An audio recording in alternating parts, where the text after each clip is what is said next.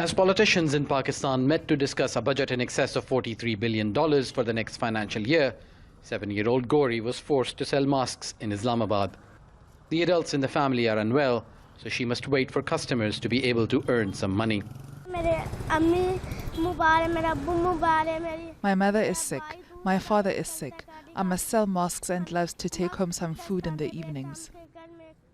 Pakistan's economy was already struggling, and the coronavirus pandemic added additional strain. Government data indicates that a complete shutdown to stop the pandemic could see an additional loss of 18 million jobs. Pakistani economy is predicted to suffer negative growth for the first time in 68 years, and the government says it understands people are suffering. So no new taxes have been added to this year's budget. The budget is people-oriented. It's meant to bring relief to the citizens of Pakistan to cope with both the coronavirus and to try and provide support to our businesses so that they can generate employment.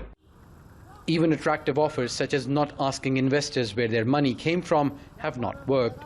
Investment hasn't improved enough to create jobs. What's a poor man supposed to eat? How do we feed children? Send them to schools? Buy clothes? Inflation has broken us.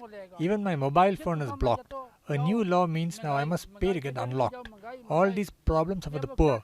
The rich keep getting richer.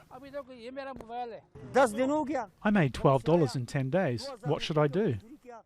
There's an additional allocation for the health budget to fight the pandemic. Many people ignored the government's safety advice when markets reopened after partial lockdowns.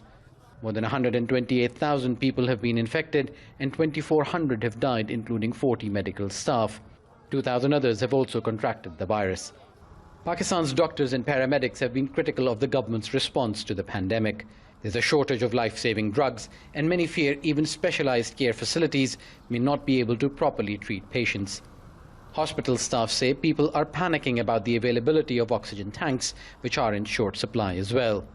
There's also a fuel shortage in many areas. Emergency workers say they do not know how to respond with a lack of fuel and oxygen cylinders. Going long distances is an issue because of the fuel shortage. Ambulances have to wait in line as well, and we only get $3 to $8 worth of fuel. We have to transport patients, many of them are critical, so fuel is a major issue. Only small oxygen tanks are available like this one, which lasts only 3 hours. Philanthropists and charities have stepped up efforts to feed the hungry. At this center in Islamabad, 1,000 people are fed every day. Organizers say most of those in queues are daily wage workers, carpenters, household help, and even unemployed skilled workers.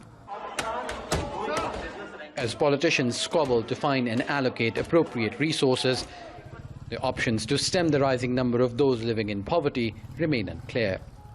Osama bin Javaid, Al Jazeera.